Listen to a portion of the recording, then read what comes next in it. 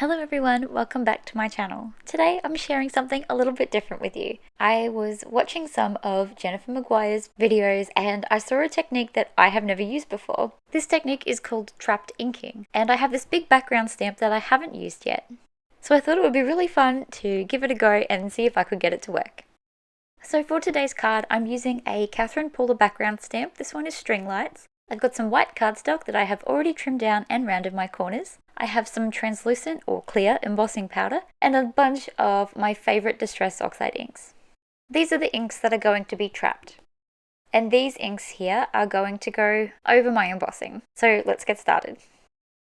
With my stamping platform today, I have removed the foam insert because my stamp is really thick. It's a big rubber stamp. And I'm not going to be using magnets because my stamp covers the entire piece of cardstock. So I'm just using my tape runner to adhere my cardstock in place for now. Once my stamp was lined up, it was then time to get inking. So what I'm doing here is just grabbing each ink one at a time and putting it onto my stamp. I'm then using my blending brushes just to soften up where my very square ink pads end, just so that I don't have any stark lines between colors. I picked up this tip from the same trapped inking video from Jennifer McGuire, so I'm going to make sure I pop the link below because it was a really good video. I've never heard of this technique, I've never tried it. I might have seen it, but I didn't know that this is the way to do it. So I thought in giving it a go myself, I should record it so that you can see it and know that even a first timer can get it right.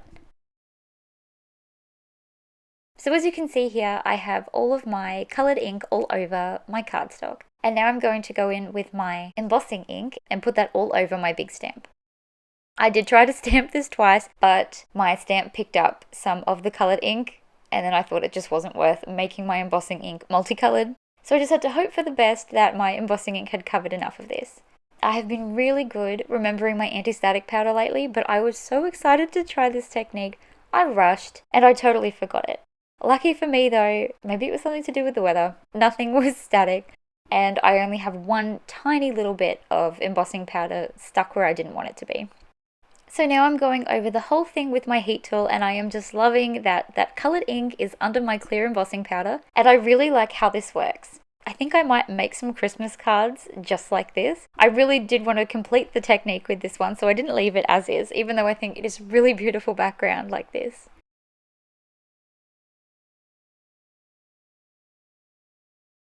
I set it aside just to cool down for a little while before going in with my dark blue inks. So today I'm using my Chip Sapphire and Faded Jeans for these dark blues. Now my blue ink brush is a little bit funny. It always has been. I'm not sure if it's the inks I've used on it or if the bristles are just a little bit too loaded or damaged from using it so much. But I decided instead to go with my foam tool. These guys have been my friends for a while now. I think maybe I've eased up on how heavy-handed I am and can use them without destroying my cardstock and the little foam pieces. So as you can see, I'm going over this whole thing with my Faded Jeans, and then I'm going around the edges with some Chip Sapphire just to darken them up a little bit. So I have in previous videos and with other cards that I've made, I've used the emboss resist technique, which is very similar to this, only I've put coloured ink under my embossing powder, so I really like that this is another option. Once I was done with that ink, I then rubbed over all of my embossing with a microfiber cloth. Dry, of course, because this is oxide ink and I didn't want it to react. I probably could have left my background like that, but I just wanted to play with this one a little bit more. And with the paintbrush, I'm putting a bit of water in each of these lights. This is just to lift up some of that dark blue colour. I'm then dabbing it with a paper towel just to remove the excess and to dry it faster. Once I've done all of them, I'm then grabbing those same colours that I used earlier and a tiny little foam tool, and I'm just dabbing on some ink in these little light bulbs. I thought removing some of that blue ink first would mean that these are a bit brighter and that this ink isn't then mixing with too much of that Faded Jeans colour.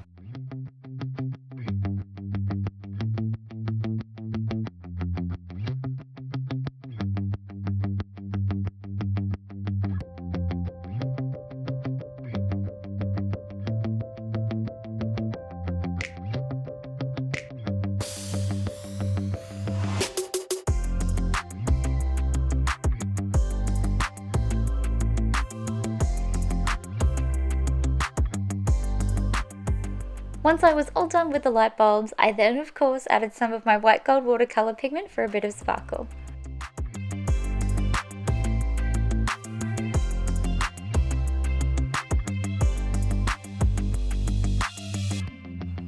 that had dried, I then just wanted to play around with this card a little bit more and add some more detail. So I've got this little banner that I'm going to put my sentiment on, and under it I'm just going to test out if I like using my jelly roll to fill in that chord. This is just so in case I didn't like it, it would be hidden under the banner. I quite liked the way it looked, it really brightened things up, so I decided to do it over the whole card.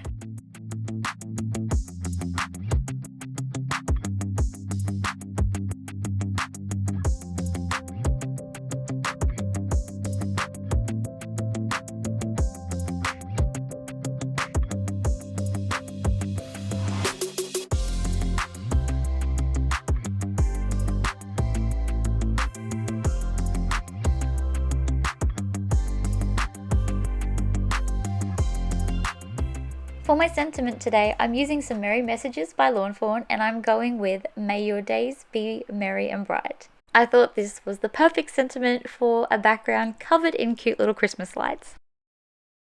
I wanted my banner to have a bit of dimension, so before I'm sticking that on, I'm adding my double-sided tape to the back of my card front. After adding some foam squares to my sentiment, it was then time to stick it on. I then trimmed off the excess.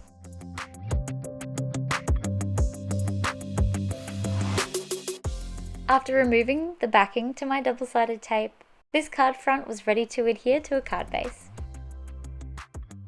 And there we have it, this card is complete. This was so much fun to make. I am so glad I watched Jennifer's video and gave this one a go. I hope you'll give it a go too. As I said before, I'm going to make sure the link to the original video is down below in the description.